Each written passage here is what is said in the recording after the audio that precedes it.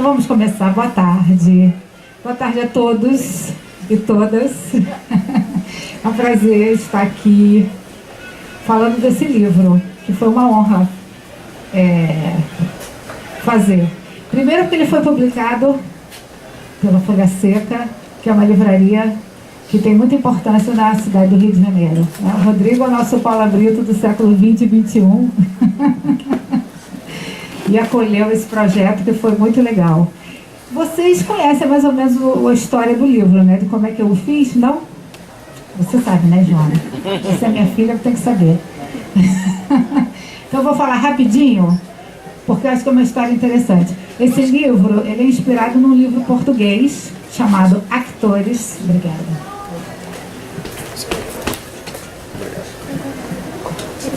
Um livro português. Em 2002 eu estive em Portugal fazendo pesquisa para minha tese, que era sobre a companhia da Eva Todor, uma atriz que faleceu há pouco tempo, que teve uma companhia que durou muito tempo. E ela tinha feito várias excursões a Portugal. Então, em 2002, eu fui lá pesquisar para a tese. E o Museu dos Teatros de Lisboa é lindíssimo. O Filó conhece bem, Daniel também. É um museu muito bonito. Vocês conhecem? Você já foi lá? É um museu lindo que fica dentro de um parque belíssimo. Francisco conhece.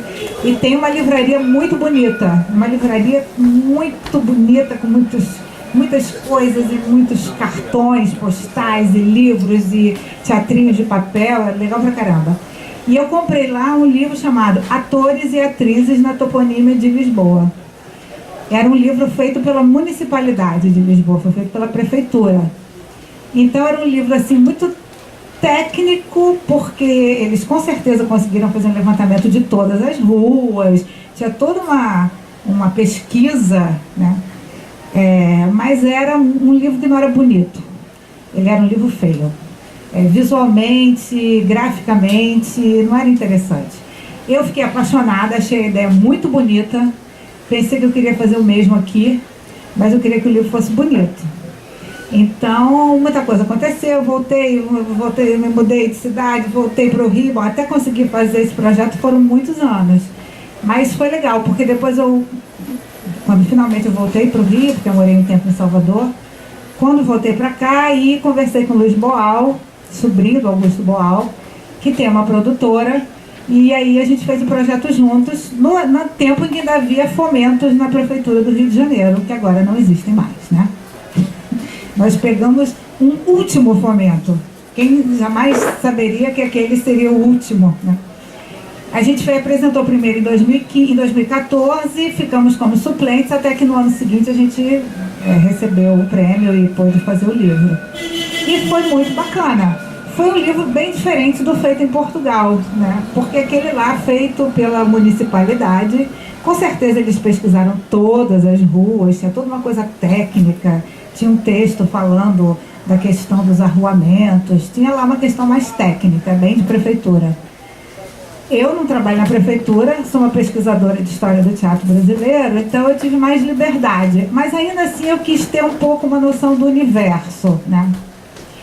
E pensei, bom, como fazer isso? Vou lá nos arquivos da prefeitura. Então a assistente de pesquisa, Andréia, foi na prefeitura primeiro e falou, olha, impossível, são os arquivos, você vai ter que ficar em pé, não existe nada organizado, não tem nenhum catálogo, é muito difícil, você não vai ter como fazer isso. Nisso eu lembrei do guia postal, né, do correio, que não existe mais, o físico, mas a gente pode baixar, compra o programa e baixa, faz o download do guia de endereçamento postal. Eu fiz isso, comprei o programa e fiquei li o nome das 26.400 e tantas ruas da cidade do Rio de Janeiro. Fui vendo, bairro por bairro, fazendo a listagem. Claro que isso foi um pouco condicionado, essa leitura aí já foi um pouco parcial, porque evidentemente deve haver nomes de atores e atrizes que eu não conheço, né? Embora eu conheça muitos nomes. Em alguns eu fui salva porque tinha lá o nome, atriz Lígia Sarmento. Essa, por exemplo, era uma que depois eu vi que eu conhecia, mas eu não lembrava que eu conhecia. Mas ainda assim fui fazendo uma listagem enorme de todo mundo que tivesse a ver com teatro. Todo mundo, atores, atrizes, atores de cenoura, todo mundo que eu reconhecesse como de teatro, principalmente nesse guia do Correio. e em algumas publicações. A do Brasil Gerson, essa última edição linda, né? Uma edição muito bonita, aquele trabalho famoso sobre ruas do Rio. Algumas ele também dá a dica, porque o nome da rua é assim, atriz fulana, compôs, né? Às vezes tem a indicação da profissão da pessoa, o que facilitou, e uma publicação da prefeitura também, que batia, que vai mais ou menos de 1910 a 1980 e pouco. Então eram 70 e tantos anos, com nomes das pessoas e dando a biografia. A partir dali fizemos uma grande listagem, e no início a listagem era muito grande. E eu falei, então tá, vou selecionar pelo teatro. Vou escolher pessoas que tenham no teatro a expressão mais importante, né?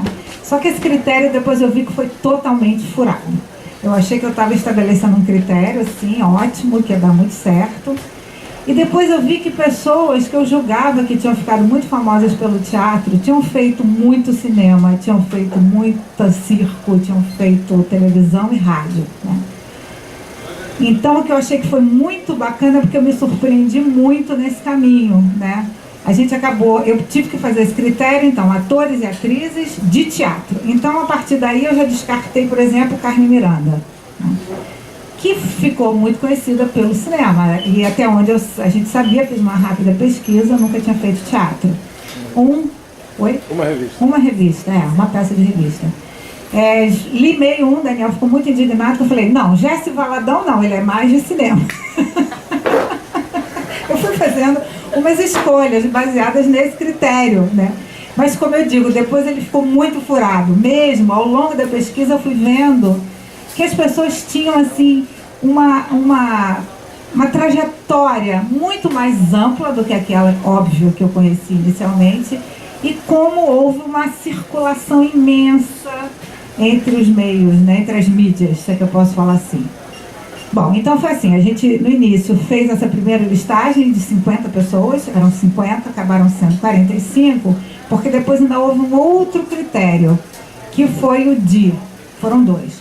A possibilidade de fotografar a rua na atualidade, né, porque para mim era muito importante que a cidade fosse bem retratada. Nesse livro português tinha uma fotinho assim, bem pequenininha da rua, uma coisinha assim feia, né? E o Rio é tão bonito, né? Então eu queria que o livro fosse bonito. E a Dora, que fez a programação visual, entendeu e fez um livro que ficou muito bonito, né? Eu queria que o objeto, o livro, fosse bonito. Então, a partir desse critério de possibilidade de fotografar as ruas na atualidade, algumas pessoas já foram limadas.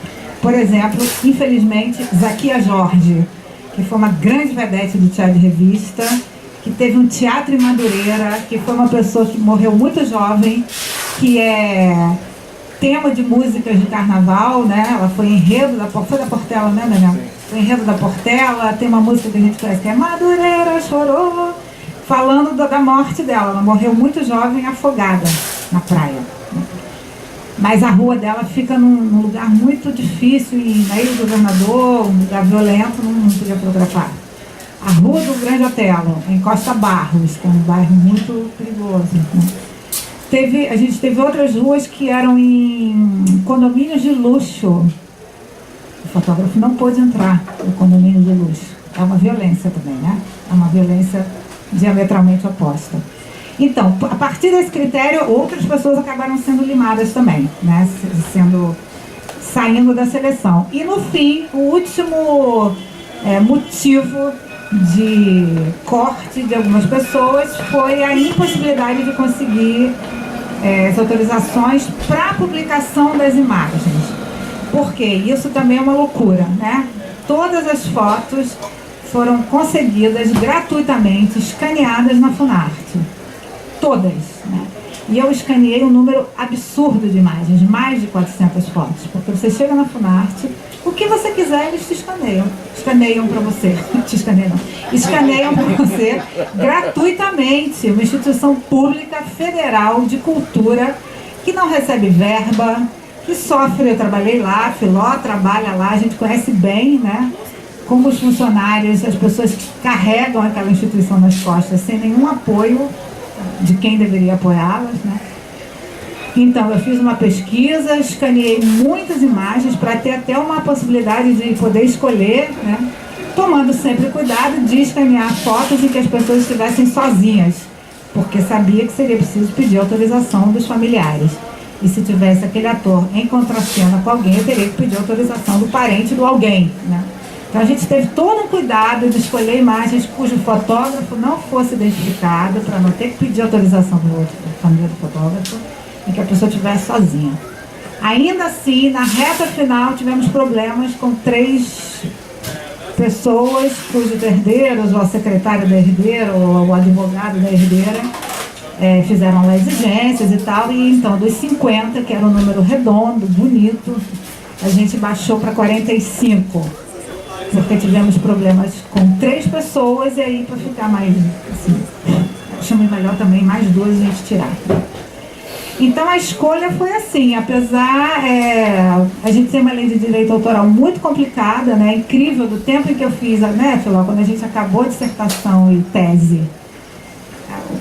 A primeira vez que eu publiquei a dissertação, quando acabei a tese em 2004, para publicar em 2013, já foi todo um cuidado, né, o Jorge falou, não, peraí, se autorização de todo mundo, como é que é? Porque é caótico. Eu tive, assim, narrativas de pessoas que têm as edições recolhidas, né? Se você, de fato, não consegue as autorizações. O que vai dificultando muito o trabalho dos pesquisadores.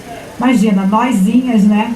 A gente na Funarte, na universidade, fazendo pesquisa. Imagina se o Rodrigo está ficando milionário. Né? Você queria tanto ficar milionário com a venda dos livros, mas não é o caso. Mas ainda assim existe toda uma dificuldade cada vez maior, especialmente em relação às imagens. Né? Bom, aí, a partir dos 45 nomes, foi incrível, assim, porque foi um trabalho que eu dimensionei mal. Eu achei que seria muito mais fácil, ele foi, claro, muito mais complicado, né?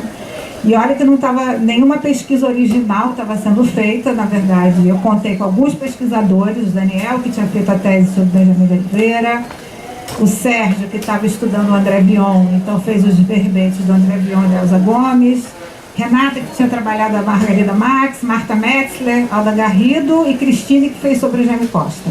Essas pessoas me ajudaram, colaboraram com alguns verbetes, mas o resto fui eu e Daniel, que acabou me ajudando também, fez alguns verbetes, foi contratado também para acelerar o processo, porque acabou sendo muito mais difícil e demorado, lógico, do que eu supunha, né? Porque foram 45 vidas, o que é muito difícil. Como escrever uma vida em 2 páginas. Né?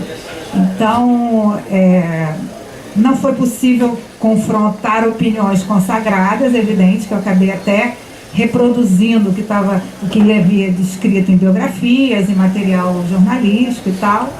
Mas ainda assim, o que eu acho que foi mais legal para mim, no final das contas, foi ter feito esse grande panorama da história das artes cênicas no Brasil, o que não era meu objetivo inicial. Eu estava realmente querendo falar das pessoas que nomeiam os logradores da cidade do Rio de Janeiro.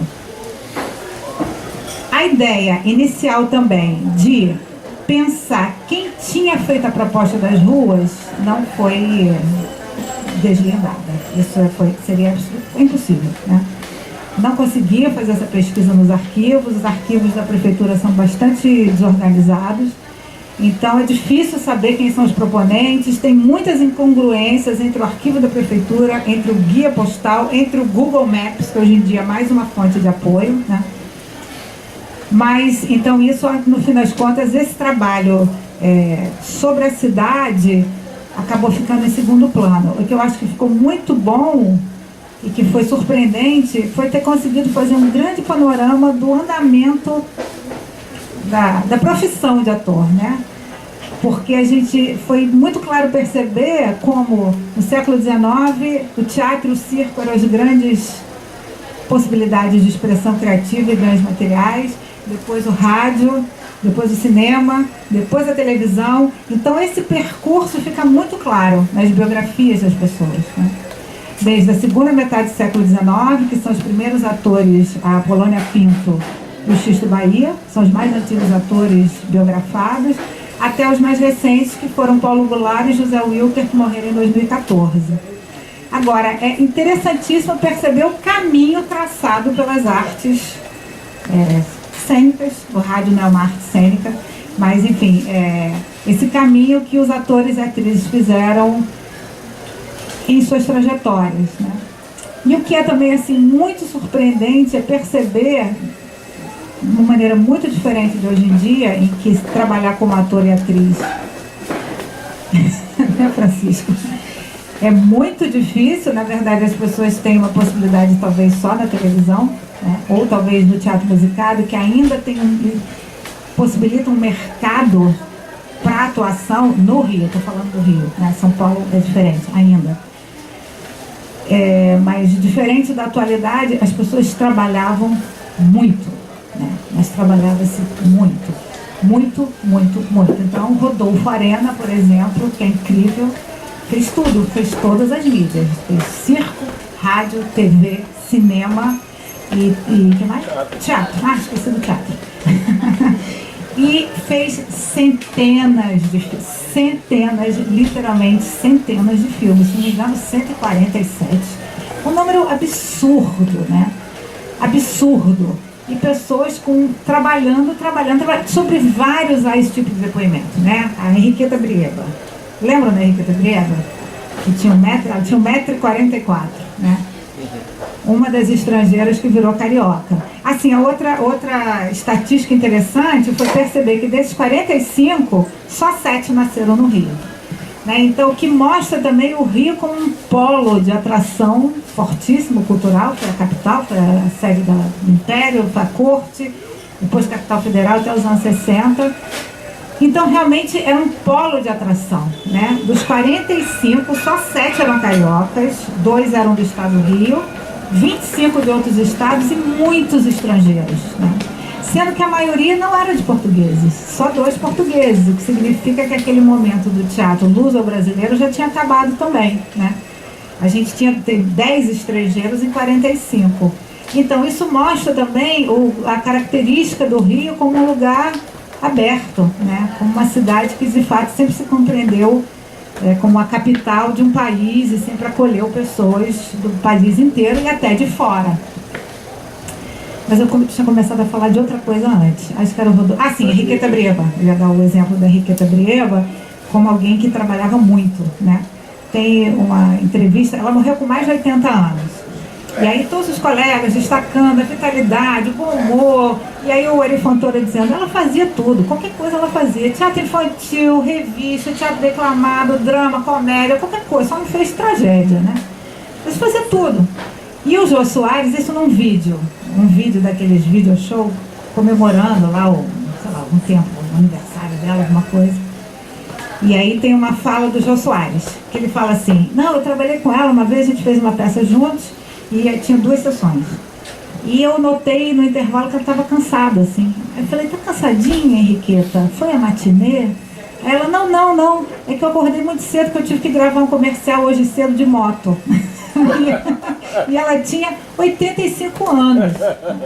Então é isso, com 85 anos ela acordava cedo, gravava um comercial, então ela andava de moto pela cidade inteira, depois ia pro teatro, fazia 2 sessões.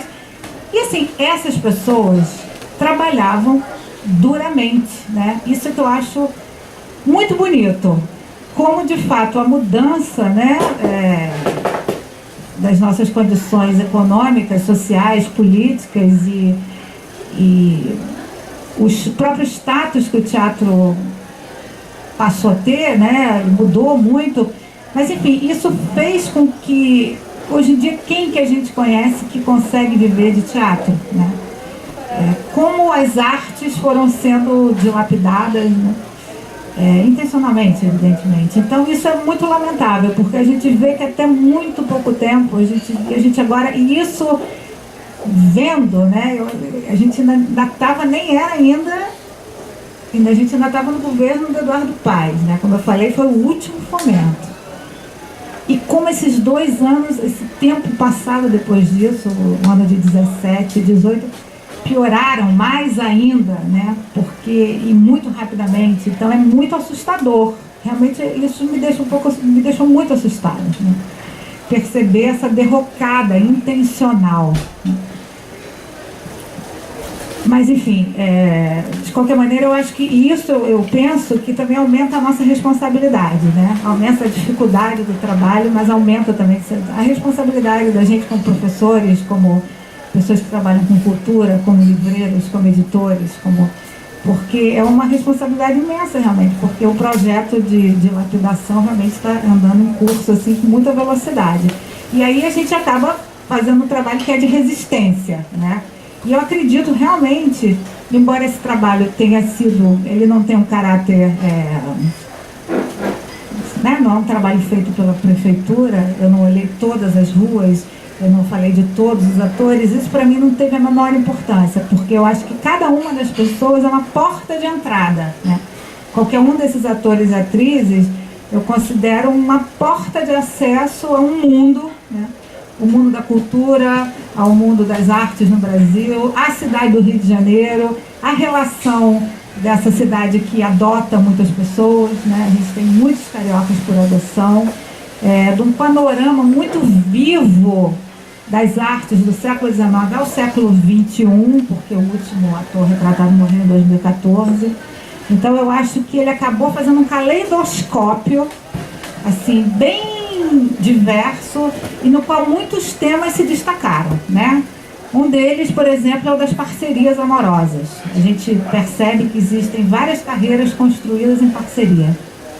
Muitas, né? Uma presença muito forte de muitos gestos de generosidade, de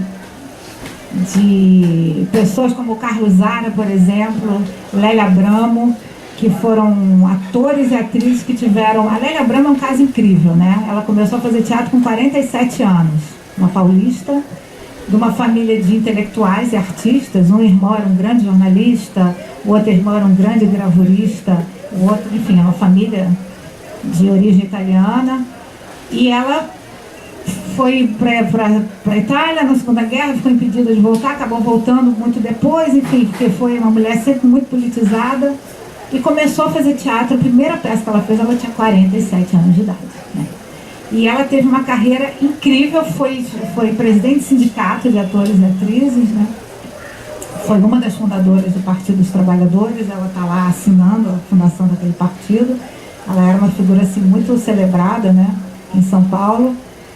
E foi sempre uma pessoa muito militante, né? Foi presidente de sindicato, como eu falei. O outro que me encantou profundamente foi Carlos Zara, que teve uma parceria muito forte com a Eva Vilma, sua esposa, né? E que teve uma coisa linda que eu adorei, porque meu pai era engenheiro e ele tinha sido engenheiro também, isso eu não sabia.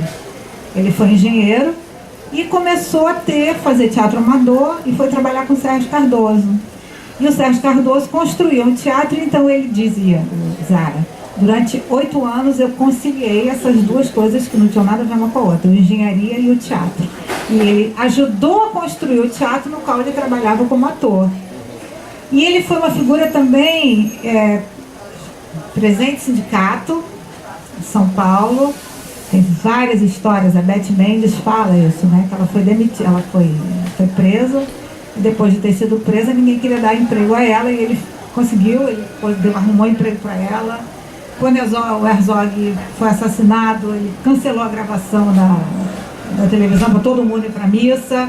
Então ele teve uma atuação muito forte, assim, de defesa dos direitos profissionais e contra a ditadura, né?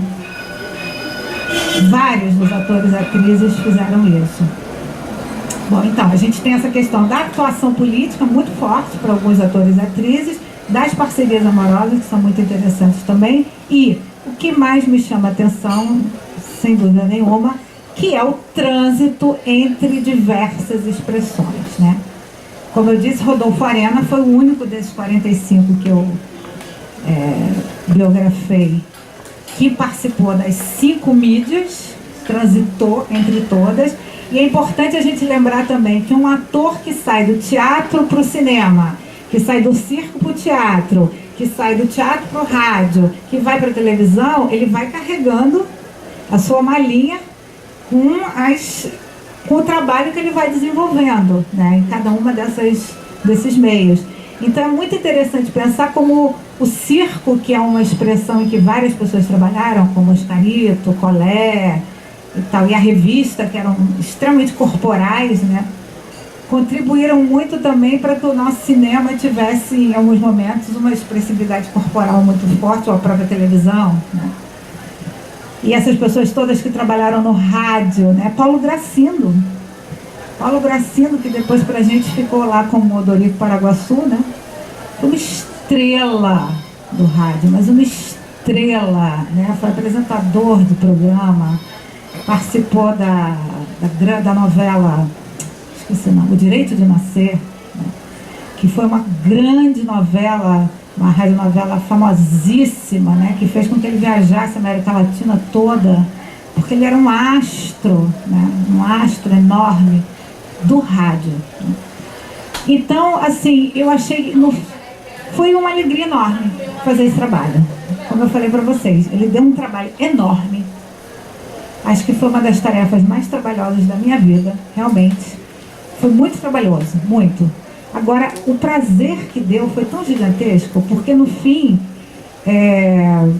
eu acho que eu me senti homenageando pessoas que merecem ser homenageadas, né?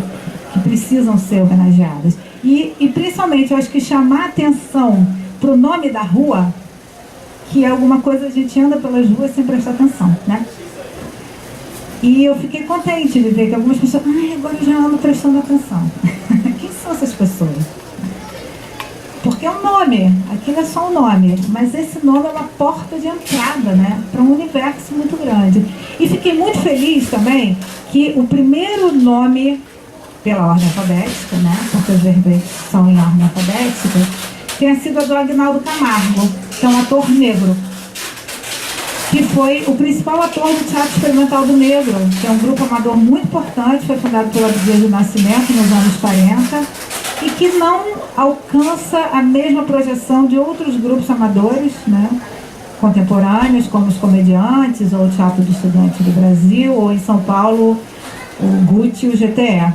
O TEM ficou um pouco apagado. Ele agora está voltando muito, né? A gente agora está tendo uma demanda, ainda bem, sobre a questão negra, né? A gente vê isso na universidade. Com a mudança da feição da universidade, a gente tem... Agora a universidade está realmente se democratizando. Teve um bom período de democratização em que entraram pessoas da Baixada Fluminense, pessoas de lugares muito mais pobres, pessoas negras, né? Então a universidade ficou muito mais democrática. E com isso a gente tem uma exigência muito maior de falar de assuntos que interessam essas pessoas, né? Então o teatro negro está sendo uma demanda muito grande. Tem muita gente interessada, então a Abdias está sendo revisto, né? O Teatro Experimental, eu tenho um aluno, um estudante agora que vai fazer o trabalho de conclusão de curso sobre a Abdias. Essa questão está muito candente na universidade. Mas o Aguinaldo Camargo é uma pessoa que morreu jovem, ele morreu em 52 atropelado, né? Então ele morreu jovíssimo e ele realmente se apagou na história, né? Ele não é um nome normalmente falado de Aguinaldo Camargo, as pessoas não conhecem, embora o TEM seja um nome mais conhecido, né? Então a gente tem nomes importantes. Acho que uma coisa interessante também de pensar é que a localização das ruas não tem necessariamente uma relação entre a trajetória da pessoa, né? Não tem nada a ver. Então a gente tem um número muito maior de ruas na Zona Oeste, que é uma região mais recente da cidade, né?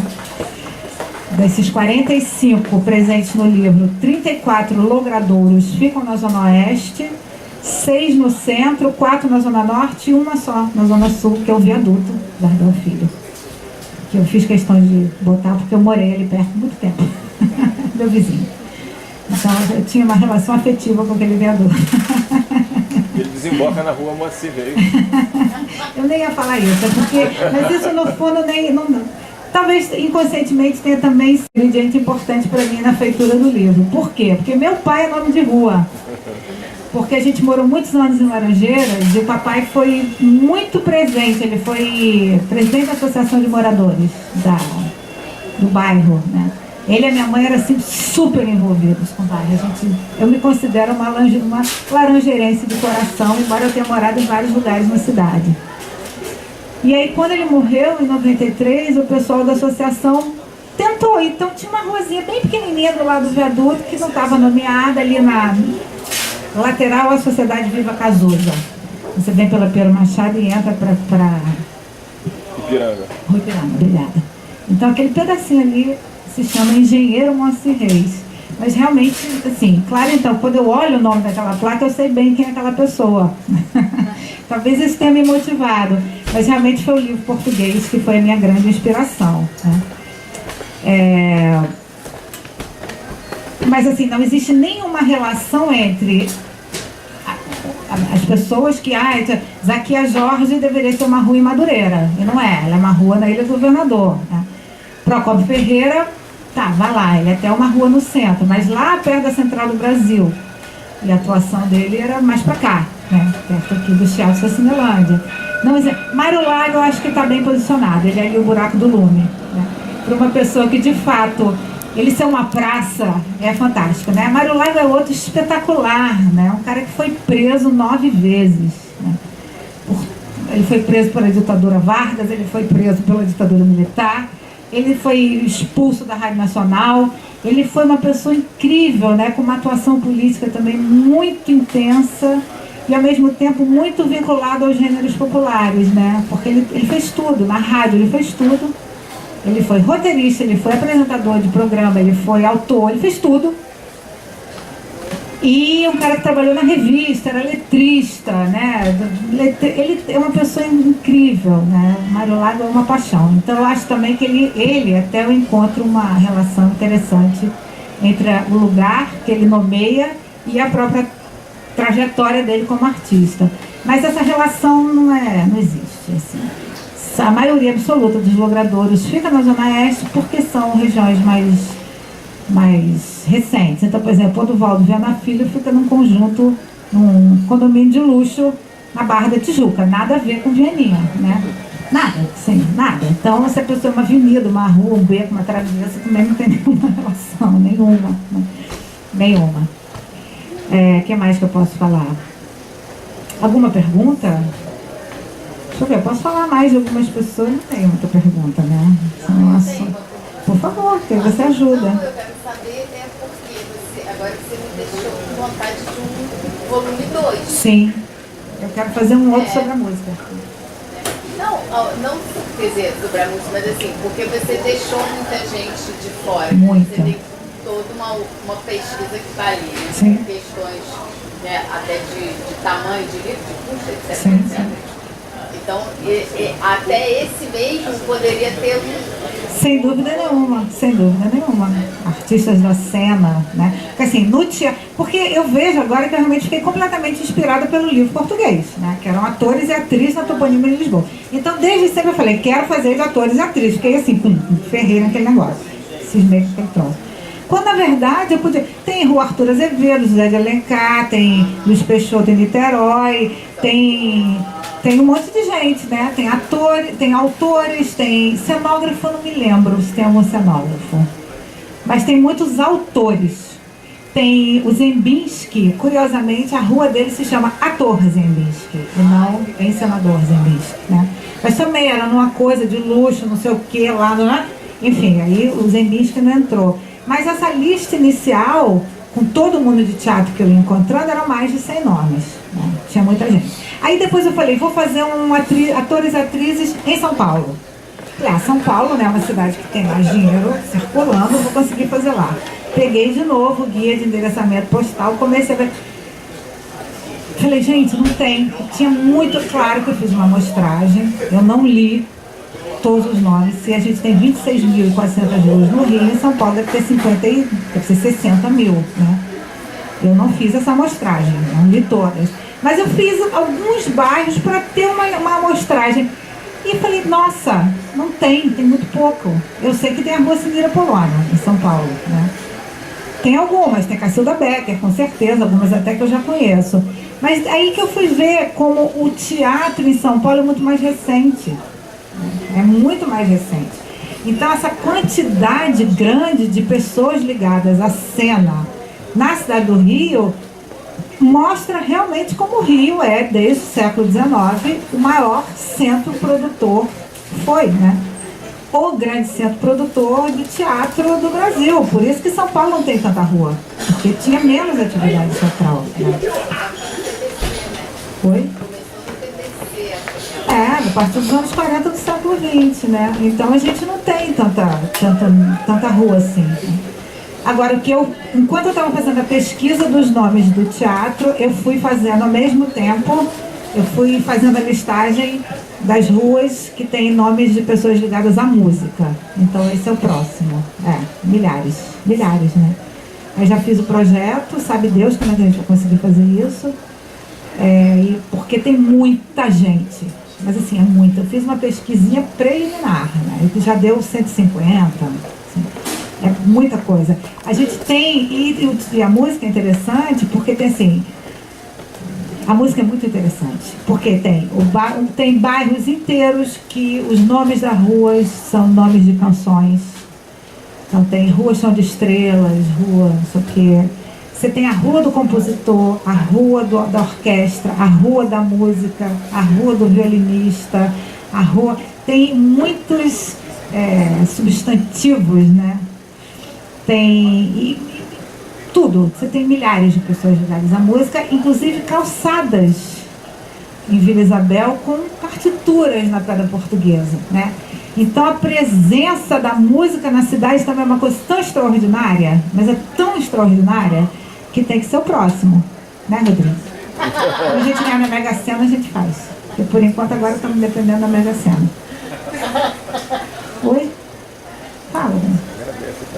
Claro, sim. Não acabei. Mais alguma pergunta?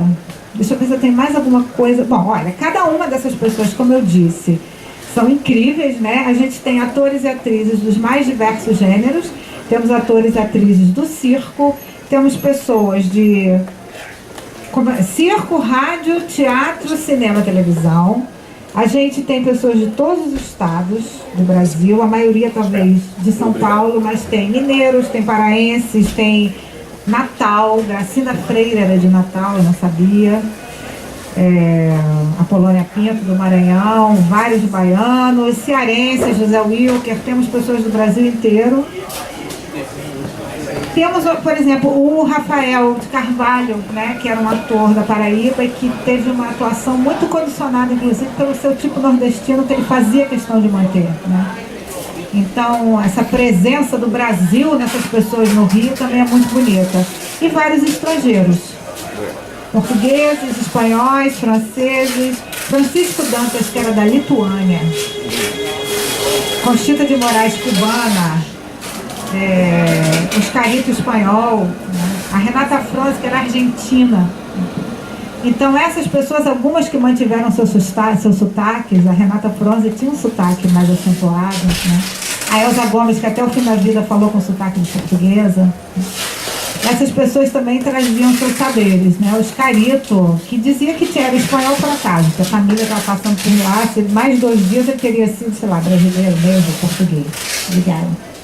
Mas ainda assim, eu acho que essas pessoas acabam compondo realmente um panorama caleidoscópico da cidade do Rio de Janeiro como um polo de cultura que acolheu, abrigou, acolheu pessoas de diversas partes do mundo e do Brasil todo, e que assim fizeram das nossas artes, quando se tratava de teatro, das artes cariocas, mas quando se tratava de televisão brasileiras, né, porque tinha uma veiculação pelo país inteiro, fizeram realmente um painel muito diverso, caleidoscópico, em que as pessoas podiam se expressar criativamente e também viver do seu trabalho, né? Então eu insisto que isso, de tudo, nesse caminho, foi o que mais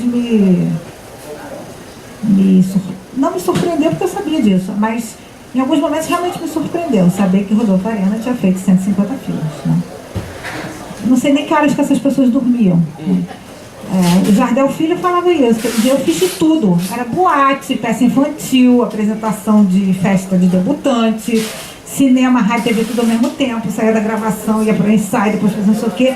Então, numa possibilidade de produção que a gente simplesmente não enxerga mais, não existe mais, né? O que para jovens estudantes, né, na universidade, em teatro é sempre... Bom, vocês pelo menos fazem licenciatura, né? O pessoal que faz licenciatura vai dar aula.